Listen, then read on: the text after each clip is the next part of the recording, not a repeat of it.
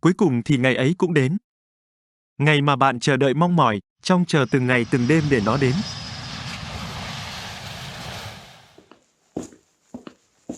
Bạn đang đứng trước cổng sân bay cùng với gia đình. Tạm biệt mọi người và mảnh đất bạn đã gắn bó lớn lên. Mọi người nhìn bạn với ánh mắt chia tay hơi buồn, có chút hãnh diện, có chút lo lắng cho tương lai của bạn và gia đình bạn. Có thể bạn không biết, nhưng đây có thể là một trong những lần cuối bạn gặp lại họ.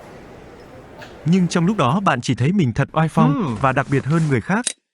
Ha ha ha, tạm biệt nơi chán nản, không có tương lai này, vĩnh biệt những kẻ bạn ghét mà hay dìm pha bạn. Bạn sẽ có một bắt đầu mới, xịn và hay ho hơn nhiều ở một đất nước siêu phát triển khác, bạn nghĩ trong đầu. Như những cô chú Việt kiều của bạn mỗi lần về nước. Dòng họ lại thuê một chiếc xe hơi lớn để đi đón các bác ấy. Rồi nhìn người ta thật bóng mượt, hàng hiệu từ đầu đến chân. Ai cũng đều nhìn họ với ánh mắt ngưỡng mộ. Cuối cùng, bạn cũng hiểu cảm giác đó và bạn sẽ như họ.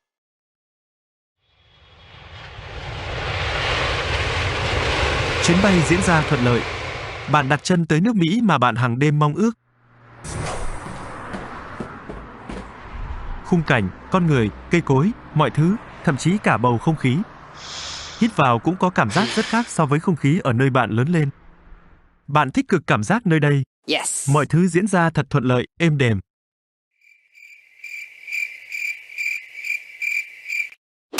Bam, và đó là giai đoạn đầu bạn ở Mỹ. Giai đoạn này sẽ kéo dài từ 1 đến 6 tháng, tùy vào từng cá nhân.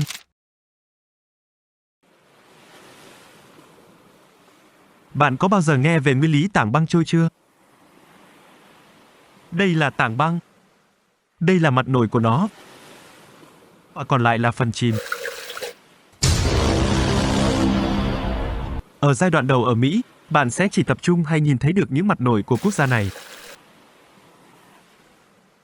Như là con người, văn hóa, lối sống văn minh, môi trường, cách giao tiếp, trường học, hoặc xe cộ.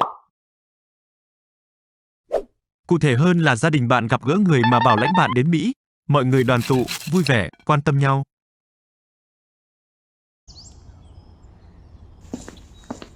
Họ cho bạn ăn những món ngon chẳng hạn như đi ăn fast food ở McDonald's, In-N-Out, Domino, vân vân và vân vân. Hay là một trải nghiệm sang chảnh ở nhà hàng Mỹ sang trọng đắt tiền. Wow.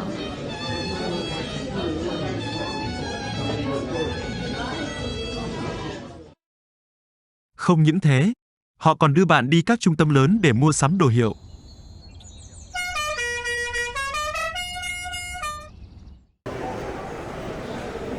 Wow.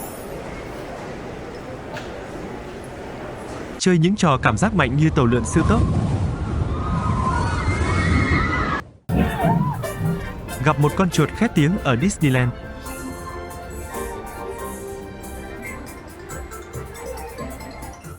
Đi học được học hỏi và làm bạn với đa dạng chủng tộc.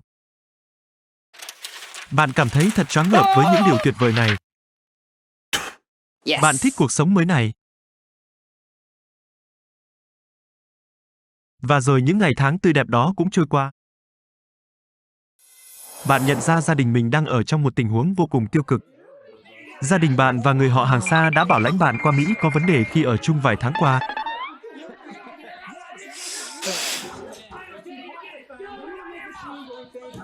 Cãi nhau hàng ngày. Họ không còn tin tưởng những gì mà bạn hay gia đình bạn nói. Và bạn cũng cảm thấy các cô chú Việt kiều này cũng không như những gì mà bạn hình dung khi họ đến thăm Việt Nam nữa. Những mặt khác của họ mà bạn chưa bao giờ nhìn thấy. Không phải lúc nào cũng lung linh và sang trọng. Ở đây đủ lâu, thì bạn cũng nhận ra con người và cuộc sống bên đây thật tẻ nhạt sau những lần đầu bạn khám phá. Cuộc sống họ cũng chỉ quay quanh kiếm tiền và sinh hoạt thường ngày, rồi lặp đi lặp lại. Cuộc sống của họ khác xa với những gì mà bạn hình dung trước đó.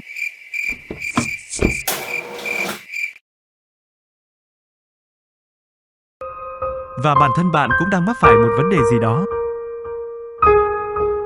Như là bị kỳ thị ở xứ người. Nhớ nhà, nhớ Việt Nam. Không thể kết nối với người khác.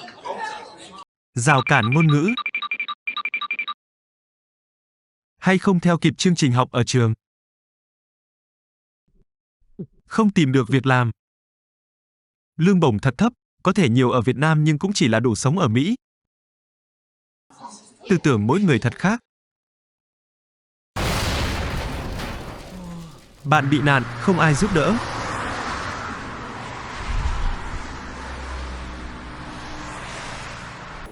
Hay công việc không như những gì bạn nghĩ. Tùy vào trường hợp mỗi người.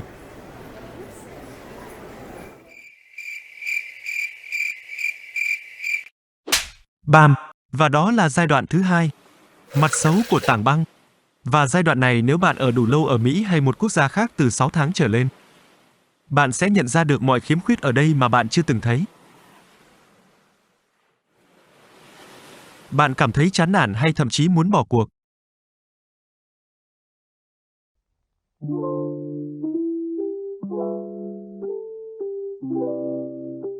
Và sau chừng đấy thời gian và trải nghiệm, bạn nhận ra là không có nơi nào thật sự hoàn hảo. Mỹ hay Việt Nam đều có cái hay và cái xấu của nó. Có những thứ Mỹ có mà Việt Nam không, và ngược lại. Quan trọng là bạn cảm thấy bạn hòa hợp được với giá trị nào ở nơi bạn sinh sống. Không có nơi nào thật sự hoàn hảo hay nơi nào tệ cả.